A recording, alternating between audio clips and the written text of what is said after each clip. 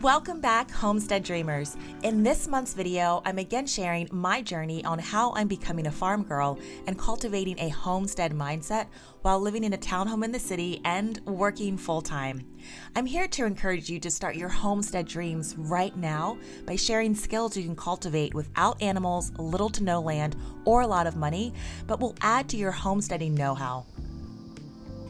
If you missed the previous episode, check it out after this video. I shared how to harvest lemon balm to make a delicious and nutritious herbal syrup for the winter months, make lavender-infused honey for biscuits, cakes, or coffee, preserve your basil by making basil salt, which is perfect on pasta, pizza, meats, and veggies, how to set up an easy compost system, and lots of other tips, but let's get to this month's projects. Before the first frost strikes, I wanted to harvest as much of my garden sage as possible by making sage butter. It'll be the perfect accent to add to upcoming holiday dishes like turkey, stuffing, or vegetables, and it's easy to make. You simply finely chop the sage, add room temperature butter, dice shallots, and salt and pepper to taste. Sage butter will last for weeks in the fridge and months in the freezer. The end of October and early November is the best time to stock up on trees, bushes, and shrubs at your garden center. Nearly everything will be 50% off or more to make room for the holiday inventory. Now they'll look dead, but they'll come back full force by mid-spring.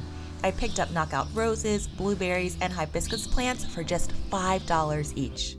While there are some technicalities that determine what is best to seed save, peppers, beans, and squash are good choices that don't require special treatment before storage. I saved a few spaghetti squash seeds from my purchase at the farmer's market and a few seeds from a red pepper plant that I grew this summer. I'll store them in a paper envelope and place them in the fridge until next summer. I also saved a few seeds from an okra plant out of my friend's garden.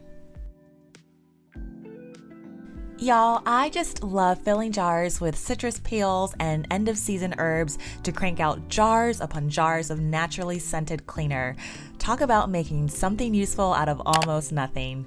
Rosemary, oregano, and thyme are naturally antibacterial and antiviral, but to boost things even more, I typically add a few drops of essential oils like tea tree oil, which is a powerful disinfectant, and lavender for complementary aromatics, along with the submersion of vinegar and alcohol. And then I'll use this to clean my countertops and toilets, tables, and more without all of the caustic chemicals.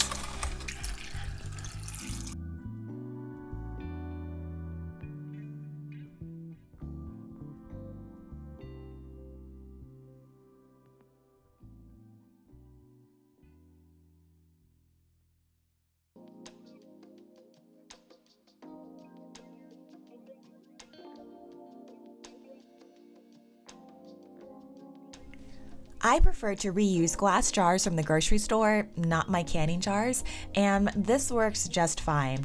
Now, you'll want to have this steep for at least a week before straining the contents into a spray bottle. Because these jars will be displayed on an exposed shelf in my kitchen, I like to top them with a bit of fabric scraps, and voila, it took me about 5 minutes to stockpile natural cleaners.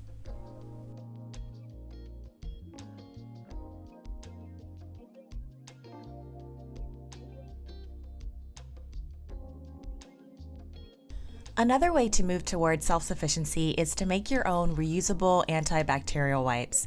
The single-use option is ever increasing in price, and for what you get, you can easily make these yourself. Select a gentle hand towel of your choice, and feel free to repurpose a container that you already have.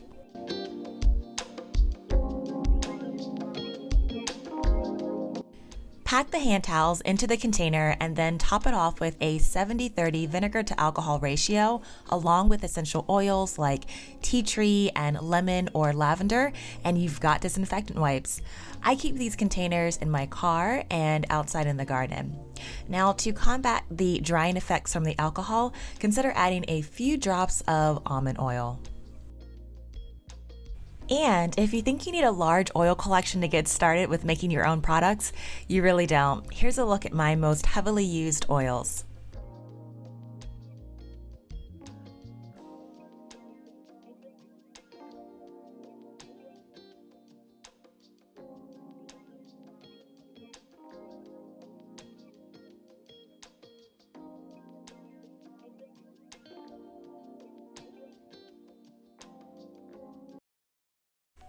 Now, if you haven't ventured into the world of food preservation, it's a homestead skill that you'll quickly fall in love with, and I have a catalog of canning videos on my channel with lots more to come.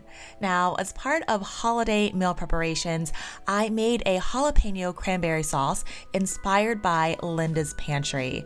It's a delicious and quick recipe, and it's actually water-bathed, not canned. The combination of sweet, spicy, and sour are absolutely divine, and I'll put a link in the description box below so you can check out this recipe. And might I add that the subtle sounds of cranberries popping and the color combinations completely had me consider playing Christmas music in the background. Completing projects like this is just another reason why I am drawn to the simple goodness of a homestead lifestyle.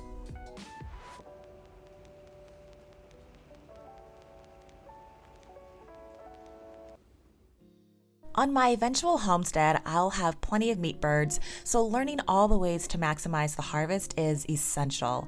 I'll include a link to a video I recently made showing you how to cut a whole bird and the nearly 7 different products you can get from processing whole chickens. The first are cracklings, which are fried chicken skins. If this is the first that you've heard of them, know that these are delicious substitutes to the expensive French's fried onions that you top on green bean casseroles, soups, or salads. So if you even enjoy a bit of crispy skin with a fried drumstick or chips, give cracklings a try. Plus, by frying the skins, you get a second free product, chicken oil, and chicken oil has a moderate smoke point, and making your own oil doesn't get any easier than this. I love roasting whole chickens, deboning them, and stashing pre-cooked meat in the freezer, but also because when you lift your cooked chickens out of your pan, you'll be left with this liquid gold, which are chicken drippings. My cook from scratch soul lives for this. All you do is strain your drippings into a wide mouth jar or a cup to get the meat bits out, and then stick it in the fridge overnight so that the fat rises to the top and the gelatin sinks to the bottom. Now this, y'all, is incredible seasoning and flavor, and the lard that has risen to the top is the secret weapon ingredient for the best pie crust ever, or cast iron seasoning to make your biscuits, vegetables, or meats in. It just takes your cooking to a whole different level. Now the gelatinous part at the bottom is like bouillon, and what I like to do is slice it into medallions, individually wrap them, and freeze them for quick additions to flavor brown rice or soups, and in my morning shrimp and grits. It just tastes amazing. Now the fat will last about a week in your fridge unless you freeze it, and there are ways to clarify it so that it becomes shelf stable, but I haven't shown that technique here.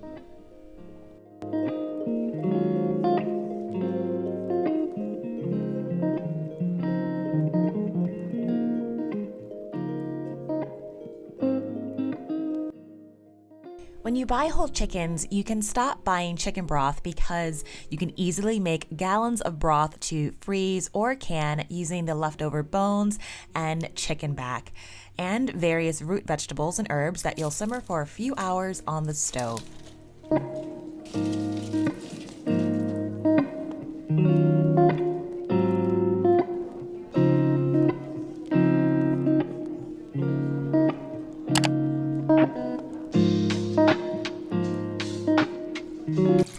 Lastly, don't forget to make bone broth, which, similar to the chicken broth, I just like to add the root vegetables and scraps that I have on hand. It's the perfect cold weather warm beverage to add a vitamin boost to start your day. To get more homestead inspiration, consider clicking subscribe.